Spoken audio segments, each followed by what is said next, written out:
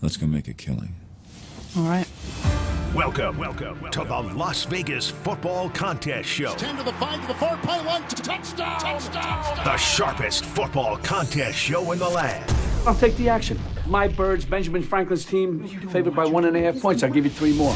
You're now riding shotgun with 2 former contest winners in Brady, Kannon and James Salinas. And getting a former player's perspective with 9-year NFL veteran Mike Pritchard. Let's go! As they guide you through strategy, process, and your contest picks each and every week of the season. I do like the idea of a parlay. Now here's your host, Brady Kannon. Welcome in, everybody. It is the Las Vegas Football Contest Show, presented by Circa Sports and Westgate Las Vegas Superbook. I am Brady Kannon, along with my partners James Salinas and Mike Pritchard, our final show of the 2024 Las Vegas Football Contest season. And gentlemen, we didn't cash any tickets. We certainly had some fun. I thought it was a great show that we put together all year long. A lot of positive feedback here. And let's look back at what happened in that final and decisive week 18 in the NFL. Congratulations to the Super Contest winner of 2024, Wackerman. He joins that club with you and I, James. He gets the ring with 60.5 points, and every half point matters. Excellento comes in second by just a half point. He had 60 points. Congratulations to those gentlemen there. And then in the Circa Sports Million, Team BP, he wins the Blue Blazer with an incredible record, 60, 26, and 4, a percentage of nearly 70%, 69.7% for Team BP. And then the Booby Prize, also picking losers at an incredible clip. The Brown Clown won the Booby Prize for a cool $100,000, picking losers at a rate of 69.3%. And I tell you, whether you're trying for losers or winners, James, I'll start with you. It seems like the bar, you and I hit 72.5%. You and the same percentage, miraculously. You in 2015 and myself in 2011. But it seems the bar has been set for a while in these contests. If you aren't getting to 70, you aren't getting to the winner's circle. You're not going to get to the winner's circle, but I think from when I won it, at least I know there was nearly 2,000 entries in the Super Contest. The Circa Millions was not on board. It came a couple years later, but in 2015, there were close to 2,000 entries. Now, I think for Circa Millions, there were roughly, let's just call it 5,500 entries in the contest this year. And I think it's just grown year in and year out with the chance to win $1 million or more in these contests. But the winning percentage still it's leveled out 70%. I think that's the target. We talked about it prior to the season starting on one of our preseason shows to say, and that's kind of the target number. If you want to get in and get a big cash, in this case here, it was the winning cash to get to that number. So even though, because I think some people have shied away saying, well, you know, and I think from the Circa Millions perspective, because the numbers have gotten so big, I think a lot of players have kind of just said, wow, how am I going to go beat out 5,000 plus people out there? That's outrageous. Yeah, guys are going to go on a run, but I think the sustainability from having a hot 4 weeks, 5 weeks, it's really difficult. That's the challenge. It is such a grind, fellas. We know that. We just went through the grind collectively. And I think for now that it's 90 picks, 18 weeks of the regular season in the NFL for these contests, the number still is where it is at 70%. It is. It's 4-1s and 3-2s week in and week out. You don't have to necessarily hit those 5-0s. Definitely don't want to have an 0-5. But for that bar being set, like you said, Brady, at 70%, regardless of the entries, that's where we're at, Mike. And I think for you stepping in here with us, having been there and we've gone through that number before, yeah, we didn't come close to getting 70%. We were definitely over 50% this year. But I think trying to achieve that, it's just taking it, and it's the old, you're a former player, right? It's that old cliche, 1 week at a time. But as far as these contests are concerned, that's exactly how you have to play it. Yeah, you do. Great experience for sure. And you guys nailed it too, though, at the beginning of our shows. At the beginning of the year, you talked about 70% mark, and that pretty much was going to be the goal. Along the way, it's been an interesting journey. But I tell you what, though, our picks, you know, you can monetize those at the window and certainly take advantage of selections that we have during the course of the week with the 5 selections, or actually 10, if you think about with both contests. But, you know, one of the things about these contests is that it's going to make you a better handicapper. I mean, you're at least I was. I mean, taking notes, writing everything down, going over the shows, going over the process. And I'm by far not a handicapper. I mean, I know the game and I understand it that way. I'm getting better betting the games, but I'm not a handicapper per se yet. But I tell you what, that learning curve has flattened mightily this year with this experience with you guys and understanding how to track everything and certainly where okay, a game turned this way, a game turned that way, or did we completely have this wrong or whatever, or other notions that came to fruition for me this year. So I wouldn't say that people should be discouraged about this contest. I think both contests, you're gonna gain so much experience. And even if you are a seasoned handicapper, you're gonna find that the years are different, right? Each year is like a snowflake, and so you're gonna have to tap into your own skill level a little bit, or break through another ceiling and get better with your handicapping. So all in all, it was a great experience, and congratulations to the people that won Survivor. Who won Circa Millions and certainly the Super Contest. I mean, it is a grueling contest and well deserved for the winners. Well, you mentioned it there, Circa Survivor. Mike, you are a Survivor fanatic. We know that, and congratulations in order as well to 8 entries that went 20-0 on the season. C3 Picks, Dream Stakes, Meatball Brothers, Pump a Pack 9, TY 1823, Vodka Johnny, whatever y'all want, and Whiskey Business. They split the $14.2 million 8 ways, $1.78 million for each of them.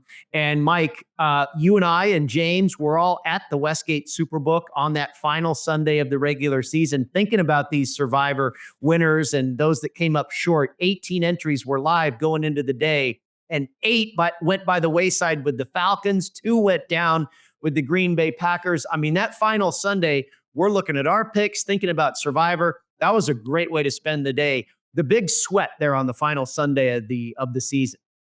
Yeah, it really was. I mean, I feel for those people that got all the way to the final week and they still lost that final entry right there. And that's tough. I mean, that's tough to deal with, I'm sure.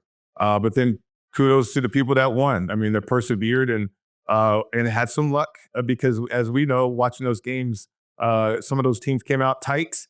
And they didn't play their best football. They didn't execute the way that they wanted to, but they got it together as a better football teams. And certainly the favorite situations, with those selections there came through.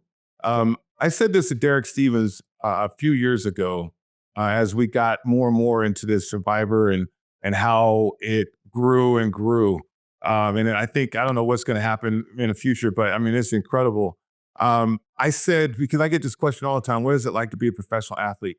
Emotionally, this contest is what it's like to be a professional athlete because it's week to week, right?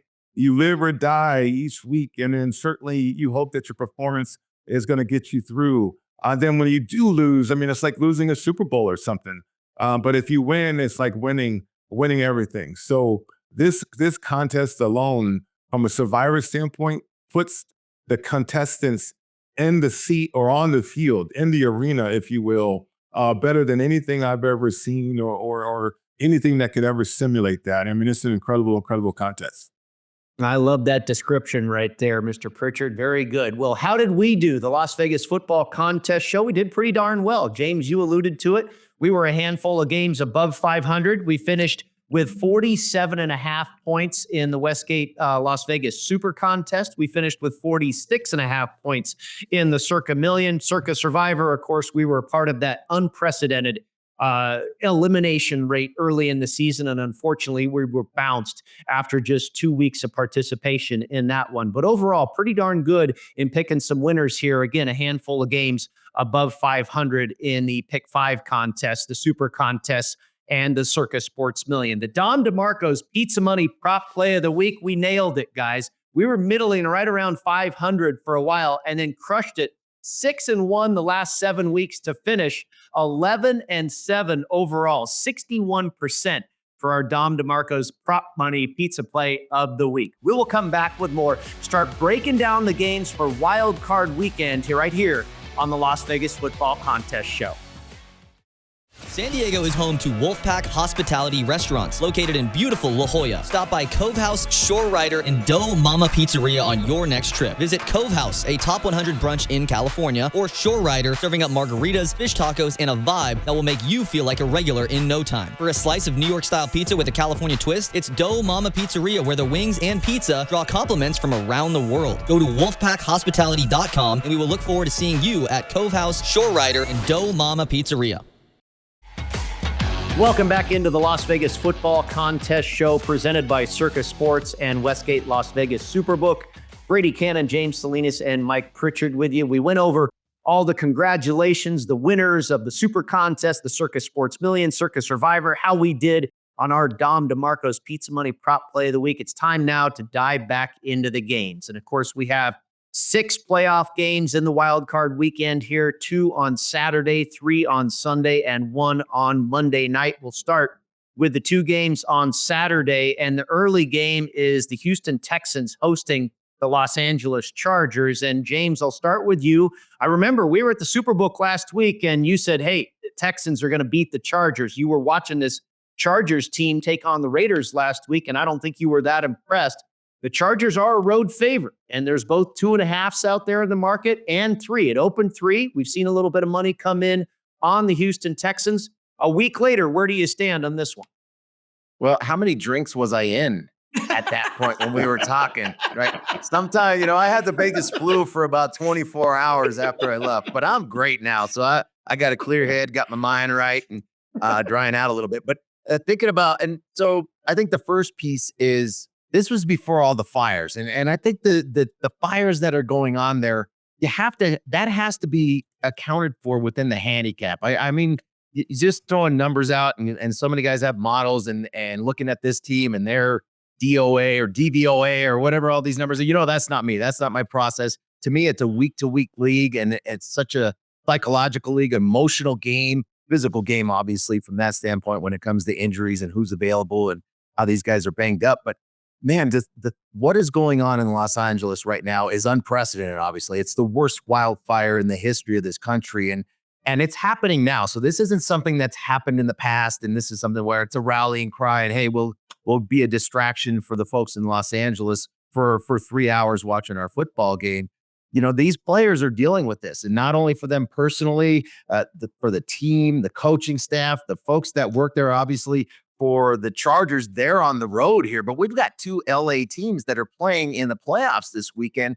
And I have to imagine, just from the human condition, that this is a total distraction. For one, you are not having your normal practices. I think for the Chargers, they don't even have an indoor facility, so everything has had to be out. The air quality is awful out there, and they're dealing with. I know Harbaugh, his daughter had to flee her home.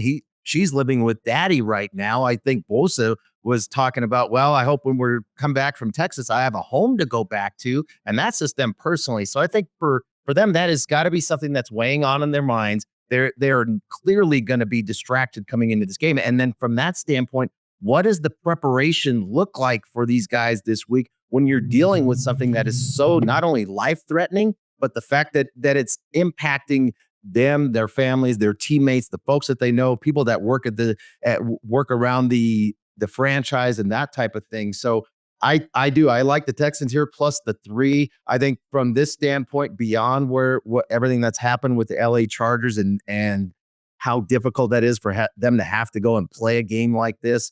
The other piece too, just from the simple handicap, is thinking about Pritch, where the Chargers are physically. This is going to be the 5th road game in 7 weeks for the LA Chargers, having to go now travel to the Texans. Their bye was the first bye of the season way back in week 5. So the first part of October, it has been a grind of a season, not to mention everything that they're having to deal with going on in the LA County area.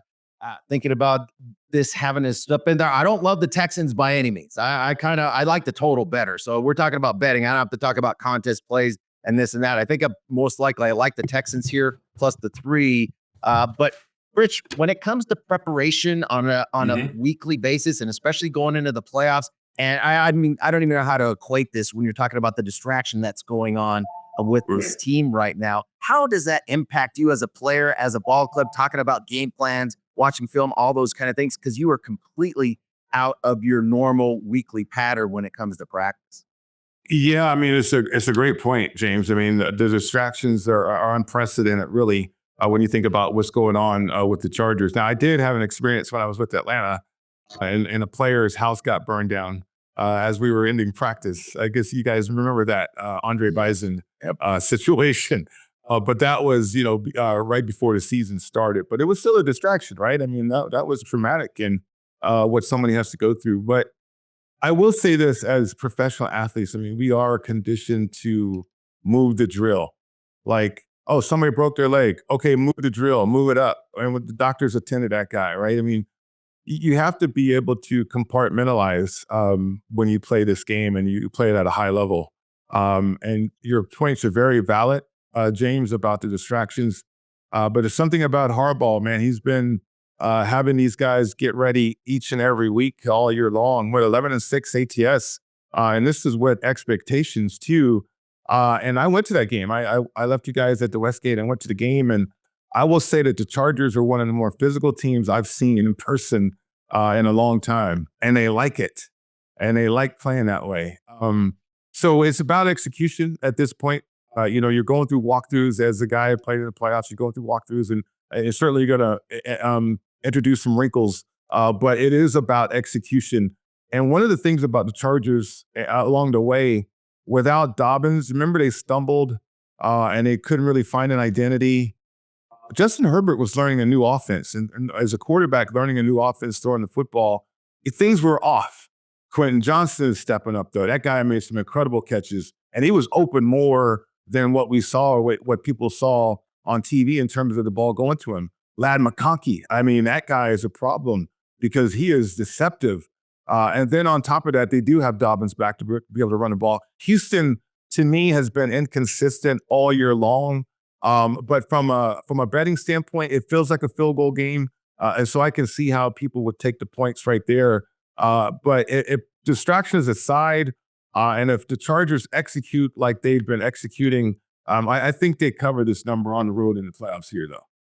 Well, it's very interesting, guys. During the regular season that the team that wins the game covers the spread over 80% of the time, meaning when underdogs cover, they tend to win outright. And when favorites win, they tend to cover. Well, that percentage escalates even higher here in the wild card round to the tune of about 88% of the time. The point spread often doesn't matter. You just have to pick who's going to win the game. And James, you make a great point. The numbers don't matter. Certainly, they can't measure how this fire in Los Angeles affects the player's psyche. But my numbers come out to the Chargers should be about a 4.5-point favorite rather than 3. But with the lines, we know the lines are probably as tight as they're ever going to be. By this time of the year, the odds makers know these teams. Their power ratings are sharp. I think it's good teaser season this time of year to tweak that line by a lot of points. You're getting a very sharp number. It's probably going to come close to that number.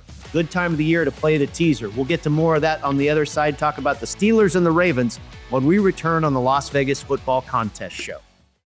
Want to gamble like the pros? At LasVegasAdvisor.com, you'll find the world's best how-to books, software, and strategy cards featuring blackjack, poker, video poker, and of course, sports betting, including the Stanford Wong Classic Sharp Sports Betting. Don't forget LVA's Member Rewards coupon book, offering discounts on dining and entertainment, including a buy one, get one for the awesome lobster buffet at the Palms, and more than $700 in gambling-free play, match play, and bonus offers. Up your gambling game today at LasVegasAdvisor.com.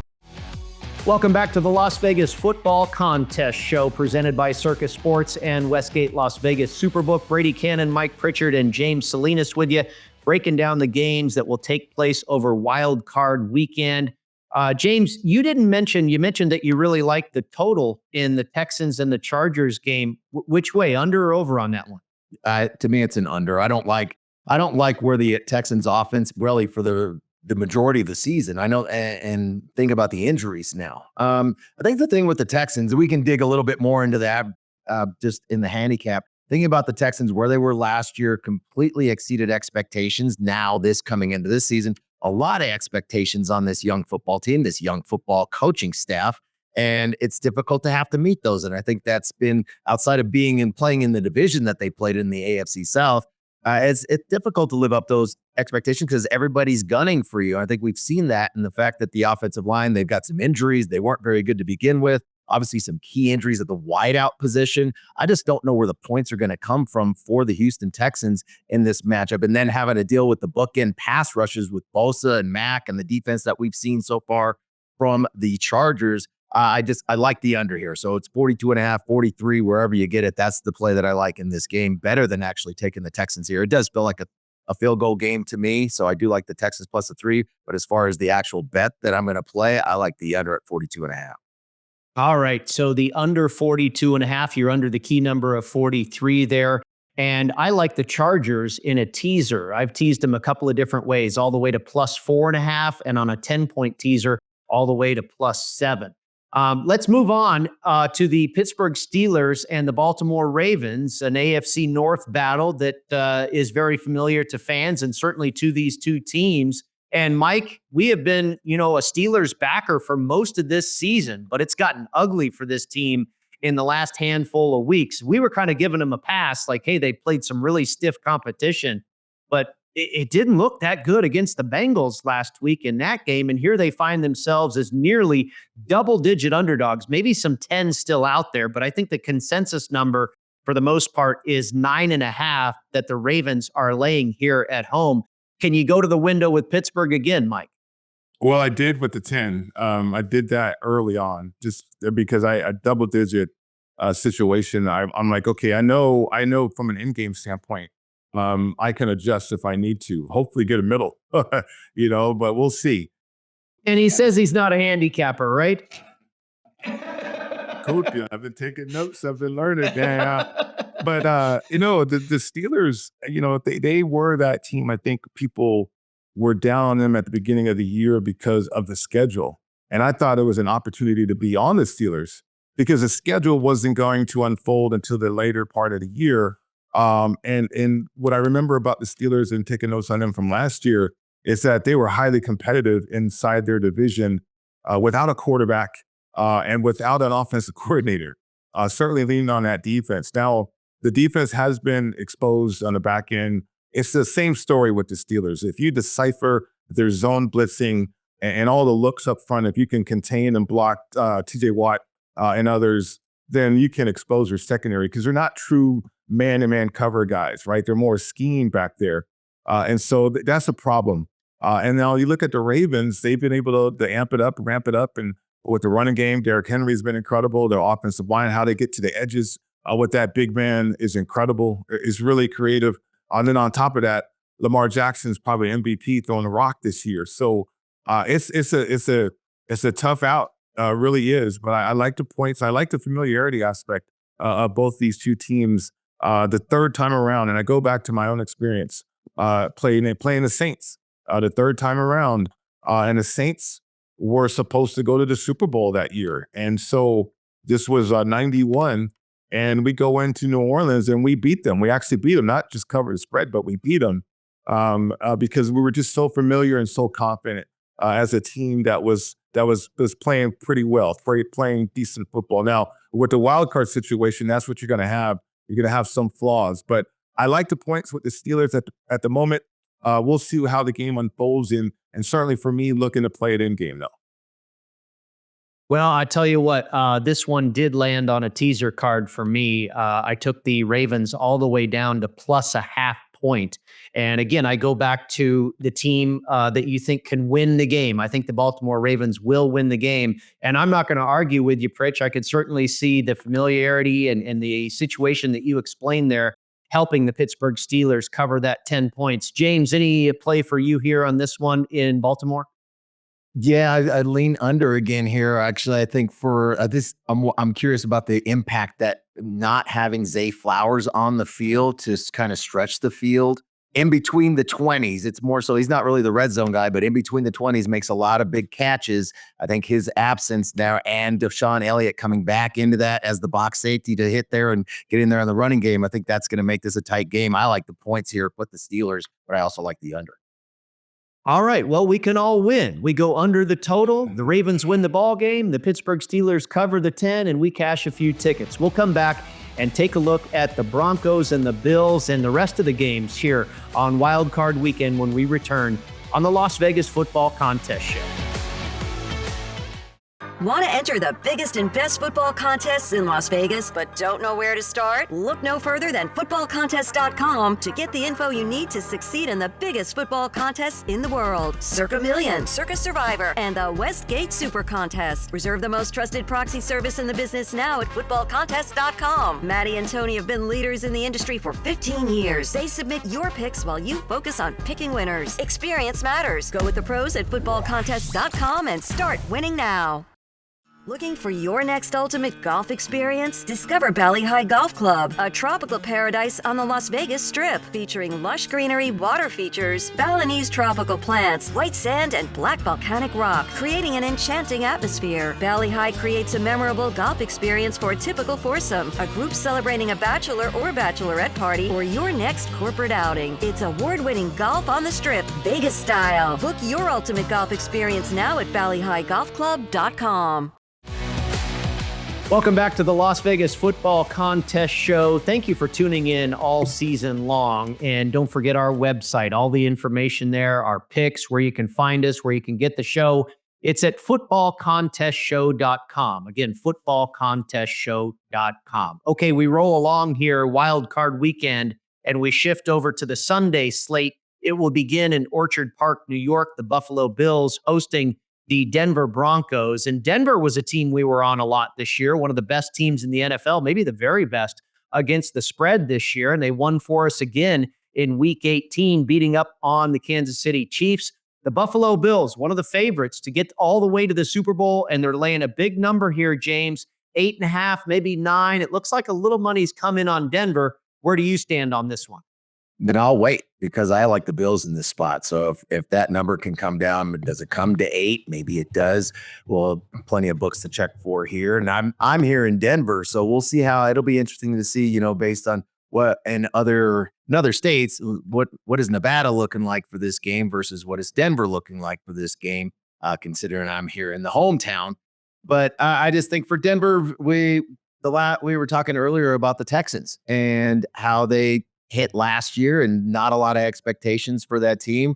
Rookie coach, rookie quarterback in a sense coming in and highly exceeded expectations last year. I think for the Broncos, they not a rookie coach by any means, obviously the rookie quarterback, but it was a roster that had a lot of turnover over the last 2 years with Sean Payton coming on board. And I think the season wins totals were at 5.5 there in Vegas. So Vegas didn't think very highly of the Broncos coming into this season. I know their schedule was pretty weak, but I think once you get to that point, you've exceeded expectations. Now I think they're in a point where, they're going to be loose. I don't think there's going to be a point where they're coming into this game and feeling tense and tight. I know they're going to talk and say this is their game. They can come out and win this football game. I don't think so. I think for the Bills, not so much the pressure, but this is a team that defensively has had a lot of injuries. And we know you can run the football at this team. They're not big up front. They're not big, definitely at the linebacker spot. A lot of speed, but not big. You can run in between the tackles at these guys, but that's really not Denver's strength. Denver's strength, really, the strength has been the defense, and then Peyton calling a good game with Bo Nix at quarterback and kind of taking the training wheels off for the most part, although we did see late in the season on the road those training wheels being put on in the second half of games, namely at Cincinnati as well as at the Chargers on that Thursday night matchup. But I think for here, Denver, if they come out and they lose, whether they lose by a field goal or they lose by 2 touchdowns, I think they're going to assess their season and be very satisfied with how the season went.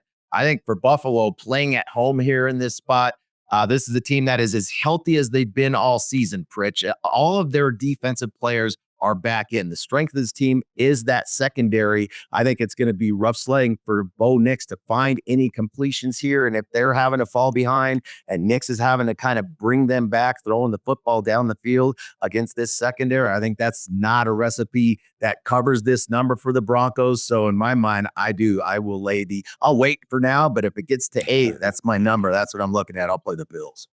Yeah, the Broncos are becoming a public team again, right? Because they're getting to the playoffs. And certainly, I think fans will remember that as I got this jersey over my shoulder, having been with the Broncos and I can tell you everybody's excited in the building, and rightly so. I mean, they had a miserable few years since Peyton Manning retired. But one of the things about the Broncos I got to keep in mind is that they're an outlier situation this year. Like, yeah, people thought they could be improved, and certainly as a young team, you can improve along the way, and they did that. But they also took advantage of their schedule. Brady, you mentioned it. I mean, against the spread, 12-5 ATS is incredible, but their record against winning teams, 2-7, and that includes the Chiefs team that trotted out their JV team in the final week of the season, and they had a winning record, so they count. So 2-7 against teams with winning records. The Bills are just one of those superior teams. They have been all year long, and now you're the Broncos going across country on the road in Buffalo, where those fans are going to be right on top of you. And so, from a young quarterback's perspective, Bo Nix, they say he's mature and they say he's ready for the moment. We'll see. But they're going to have to execute. They're going to have to run their football. They cannot be one-dimensional, even with the short passing game against that Buffalo defense. And then Buffalo has everything going for it at this point. I mean, their eyes are so focused on getting to Arrowhead and perhaps winning the Super Bowl, going through the Chiefs and winning the Super Bowl. They beat the Chiefs earlier. So from a confidence standpoint, Buffalo has it. Now, I will say this, because the Broncos don't know any better, they might play out of their mind and keep it interesting early. So if you're interested in a first half bet or something like that, that's attractive. But for the game, there's just too much on the side of Buffalo, offensively, defensively, and special teams to me. And yeah, waiting for a better number, that might be the case, or even a teaser situation right here with Buffalo. I mean, I like the Bills in this matchup. Yeah, Mike, you mentioned a teaser. I did that with the Bills as well. I took them down to -1.5. I played 2 teasers this week, and I've got the Bills on one of them. And I think you make a great point. They really took advantage of an incredibly weak schedule. I mean, they played the Panthers, the Falcons. They caught the Buccaneers after the Buccaneers had just beaten Detroit in that flat spot. And they were beaten up by good teams. They were smashed by the Ravens, lost to the Chargers a couple of times, and obviously playing a pretty class opponent here in the Buffalo Bills. Let's move to Philadelphia. Philadelphia Eagles, a pretty class team themselves. They will host the Green Bay Packers, a rematch from week 1 in Brazil. We remember this game way back when, at the beginning of the season, the Eagles won that one, and they opened up as 4.5-point favorites. They have moved to 5-point favorites. An opinion on this one, James?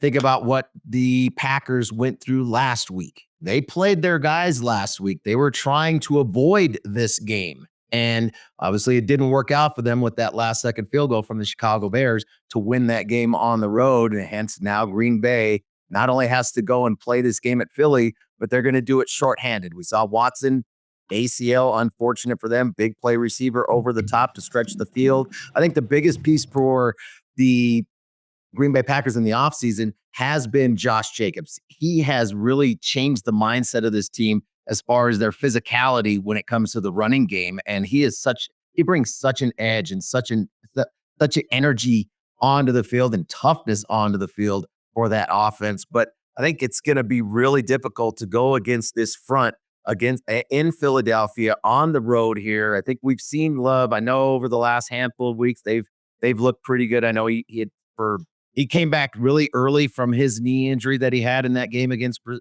Philly in the first game in Brazil. But I think in this case here, it's going to be Philadelphia for me. I'm usually looking at underdogs here, but I just don't see it. I don't see how the Packers are going to go. I haven't liked their defense all season long. I don't like that we haven't seen many adjustments from them. It's really not a great pass rush. I really can't find a lot of things on this defensive side or the Green Bay Packers here, Pritch, that say, yeah, this defense will keep them in it. The way that the Philadelphia Eagles rush the football, I think that's the key here. Forget about the passing game here. I think over the course of 4 quarters at Saquon Barkley, these guys had their bye for the last week, so they are fully healthy coming into this game offensively at the line of scrimmage, rushing this football, and I think they wear the Green Bay Packers down over 4 quarters and cover that number.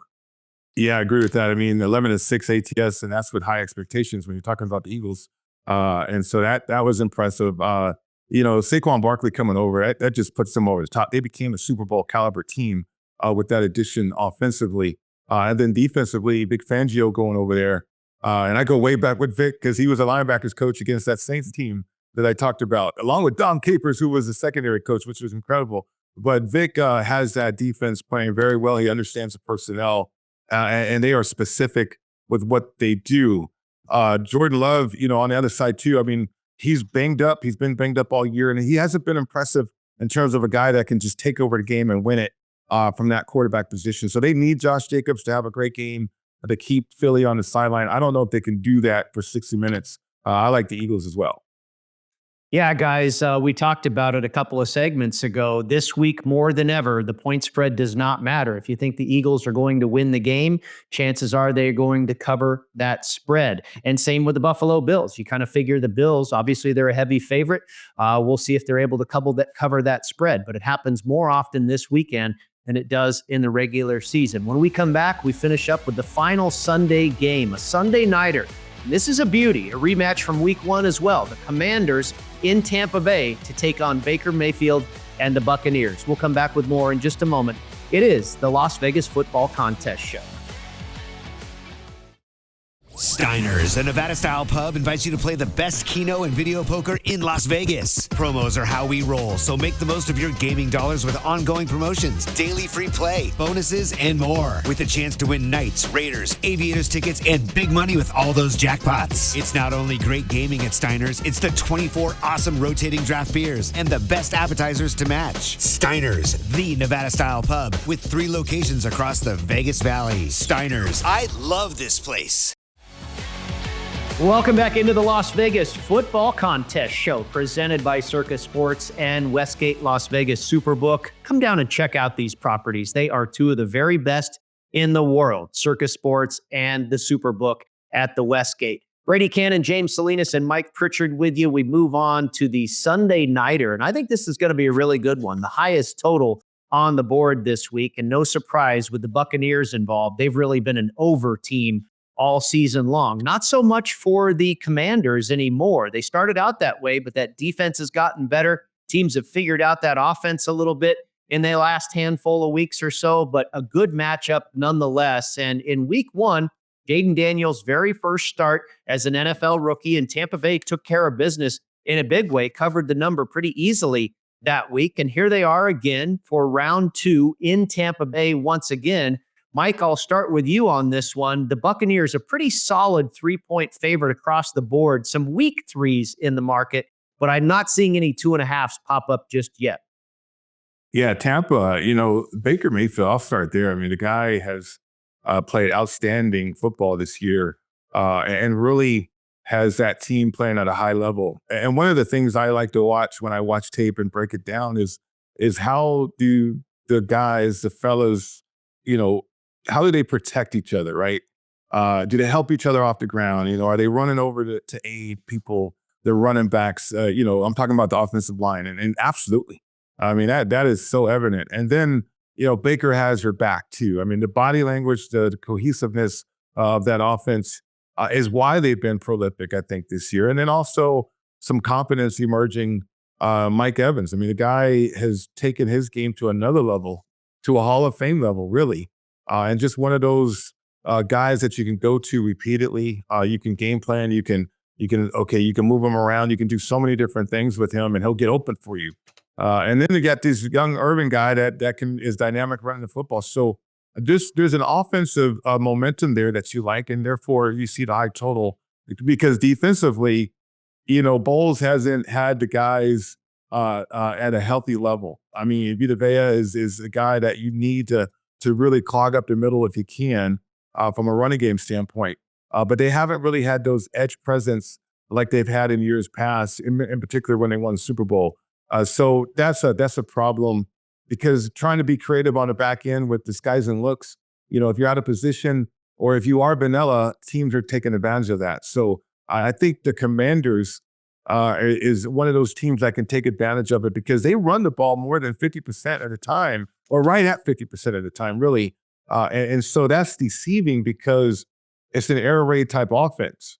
And certainly Daniels can throw the football, but man, that guy will take off and hurt you with his legs if you do something to turn your back to that line of scrimmage. So I can see why the total is elevated.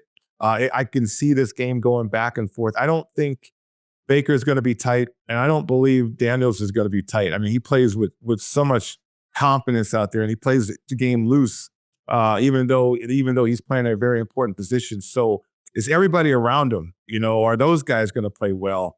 I'm looking forward to Lattimore and Mike Evans again to see if they mix it up. I don't think so because it's a playoff game, but this is a game of the week, if you ask me. I think this is a well-matched game, well-matched teams in terms of what we could see out there and maybe back and forth scoring affair as well. Pritch, I agree. I think this is probably going to be the most competitive game of all the wild card matchups. We've got some bigger numbers. We know that. And already talked about Philadelphia and the Bills in my mind win. And I think both those teams win handily here. I don't know who wins this game here. Number one, it's the NFC South champion. It's the Tampa Bay Bucs. And I've had such a hard time all season long trying to handicap any of those teams from the NFC South. And obviously for the Bucs, there's a lot of holdovers there from the Super Bowl a few years ago and their run with Brady. So this is a team that obviously they won the division once again. We know it's a weak division, one of the weakest in football, whether you want to debate whether it's the NFC South or the AFC South being the worst division in football. But these guys win. They finish games and they found a way last week. They were struggling last week playing New Orleans to go win the division, but they found a way in the fourth quarter. And you mentioned Baker Mayfield. But I think that's where the maturity that we've seen out of Baker Mayfield and the fact that he has humbled himself. I mean, he spent more time as that number one pick coming into Cleveland doing commercials than he did actually doing game planning, getting on the field. Well, he's learned, and there's some humility that goes with that and lessons learned for a young guy, and he's matured through that. Now we really become a leader here. I think if I was going to play it, I'm not going to play this game. I just don't have a good read. I think it's going to be a great game to watch, competitive nature, and I love what we've seen out of the other side with Daniels as the QB. But I think if it comes down to the fourth quarter, I feel like this is a team in this offense for the Bucs that will find a way and execute not only with Evans and with Mayfield, but I think what we've seen and probably the biggest shot in the arm for this offense has been Bucky Irving. He has been terrific as a rookie. It took him some time for the coaches to have to trust him as that lead back. But the second half of the season, he has been sensational. He is such a shifty runner in there, runs physical as well, and not afraid to get inside and run between those tackles. I think he's kind of the X factor in this matchup because Washington they don't do very well against the run. We may see a big game out of Bucky Irving. So that might be something to look at when we talk about player props. What does that look like for Irving to make some plays and probably find the end zone here? Yeah, a great battle between offensive coordinators, I think, in this game, both for the Buccaneers and the Commanders. And I kind of feel like Dan Quinn and Kingsbury will get their revenge, same season revenge here, of course, losing that very first game of the year. I think they come back and get it done here. I think this is one underdog that has a chance, absolutely, to win outright this week. Now, when I crunch all my numbers, I come out really close. I make the Buccaneers about a 2.5-point favorite. And it looks like it could be headed that direction. Like I say, there are some weak threes in the market. So not a huge edge numbers-wise, but I think if I was just playing a straight point spread, I would take the 3 with Washington. Of course, it's teaser season for me. I think these lines are so tight that when you skew it by 6, 7, 10 points, that is the way I elected to go here. And I've got the Commanders all the way into the double-digit neighborhood. So I think they have no problem covering that type of number. And like I say, I think they actually have a chance to win this game outright. Okay, guys, just a little bit of time left. We can get onto this game in the final segment as well. But interesting notes all around with the Rams and the Vikings. This is also a rematch from a game we saw earlier this year in which the Rams came out victorious. James, you talked about the Los Angeles teams dealing with distractions. The Rams were supposed to play at home. This, of course, now has been moved to Arizona. But, James, they're very familiar with that stadium where they play the Cardinals each and every year. Yeah, and they're familiar with how bad the footing is there in that field. It's terrible field. Year in and year out, we see it. We even saw it in the Super Bowl when there was a Super Bowl held there. Maybe there's an edge there, but I think for me right now, because of everything that's going on and them having to move, this is a tough game for me to try to get on and want to bet before it kicks off. We'll come back with more and wrap up the show in just a moment right here on the Las Vegas Football Contest Show. When the football contest crew isn't busy dominating the field and making plays that leave opponents in the dust, they're doing something just as exciting. They're playing myVEGAS slots. It's a top-ranked, free-to-play mobile app that lets you earn valuable real-world rewards from amazing partners like MGM Grand, Bellagio, and Norwegian Cruise Line. You can score hotel stays, great meals, show tickets, and more just for playing. Download myVEGAS slots today from your favorite app store. And if you're anything like Brady, James, and Mike, we know you're going to love it. That's a winning play you won't want to miss.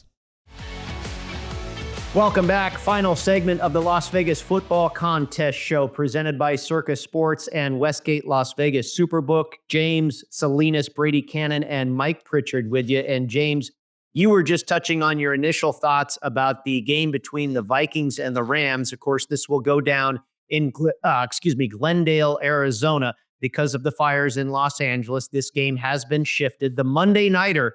And we've seen some money come in on the Vikings. It was a 1-point spread in favor of Minnesota, got down to pick 'em. Now we're seeing 2.5 points in favor of Minnesota. Where do you land on this one? You talked a little bit about the change of scenery for Los Angeles, and now we're seeing as many as 3 points here in favor of Minnesota. From a point spread perspective, James, how do you see this one playing out?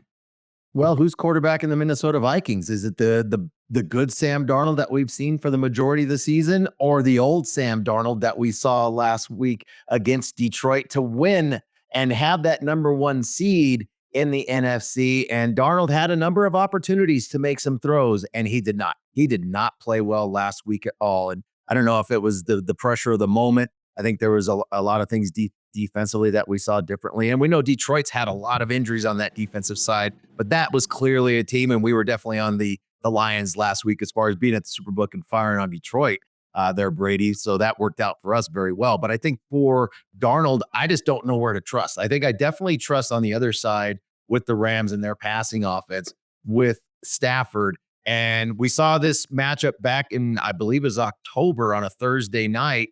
You know, the Rams really targeted Byron Murphy Jr. in that slot, and they went after him with a variety of different formations. I think we'll see the same thing again here, whether it's Kupp or moving Robinson into the slot. They'll move guys around a lot. The Rams are great at doing that. But, you know, just the change of scenery, all the things that the Rams are having to deal with right now back in Los Angeles. Again, that the human factor here, I think for me, this is just probably a game that I'm going to completely stay away from. Don't trust Darnold. Don't trust the Vikings offense with him at the helm. But here with having a change of scenery, Pritch, with the Rams in this spot, I like the Rams before all these things happen. Right now, this is going to be a no play for me. Yeah, I mean, that's the smart approach, I believe, as well. I mean, Sean McVay scripted this, though, right? I mean, he sat everybody. He knew he's going to host a playoff game. And chances were going to be the fact that Detroit was going to win and he's going to face Minnesota. So the reason why I say that is because he's so familiar with Minnesota. They are a mirror image of what the Rams are. Exact same offense. You think about the head coaching situation, same kind of philosophy and calling the plays, 11 personnel, all this stuff, right? And so if you need to prepare for somebody that you're highly familiar with. And I think McVay feels like that's the case with the Vikings. Now, I think the adjustment too on the number is because the Rams are disjointed, like we've all talked about, on top of the fact that nobody believes Sam Darnold's going to have that kind of game again. I mean, he was god-awful in terms of missing wide open players, high with throws, not setting his feet. I mean, he was rattled. I think the moment was big for him. He hadn't been in something like that before. And you think about a starting quarterback, and he's had a phenomenal year. He hasn't been in a playoff situation like this either. So it's one of those situations where I think the Rams in that youthful defense can get after it a little bit. Now, I do think the Vikings roster offensively, it could be better. Although you are talking about Puka Nacua and Cooper, right? I mean, Cooper Kupp is not the same player he once was. But I give the edge from a wideout standpoint to the Vikings. But this is a game I'm going to watch. This is a hard one to cap and certainly get to the window with. All right, guys, time for our Dom DeMarco's Pizza Money prop play of the week. We've been on a good run, 6-1 the last 7 weeks. We'll try one more here in the final episode, and we're going with C.J. Stroud, the Texans quarterback, under 233.5 passing yards. CJ Stroud under 233.5 passing yards in their contest with the Los Angeles Chargers. James, one of your best bets, the Texans under the total of 42.5. Another one, the Bills laying currently 8.5. You're waiting for an 8 there. My best bets, I like teasing the Chargers. I like teasing the Ravens. I like teasing the Bills. And I like teasing the Washington Commanders. What do you think, guys? We got a few winners left for the final episode of the season. I think betting against human achievement. That's where I know it's not a lot of fun. We're bet unders. I'm such a dog, but more so in the playoffs and unders better. We talked about Stroud having to struggle with that pass rush that's coming from the Chargers and that weak offense with the passing game. It's going to be me throughout the playoffs, guys. It's going to be betting against human achievement. I love the unders in the match. Hey, great working with you guys all season long. We'll hope to see you next year. And thank you all for tuning in. Have a great weekend and cash some tickets, everybody. Thanks for tuning in to the Las Vegas Football Contest Show. Don't you just love football? God, what a fun sport. Subscribe today on YouTube, Spotify, and Apple Podcasts to receive weekly alerts as soon as the show's available. Good luck with your contest selections. Pay that man his money. And we'll talk to you next week.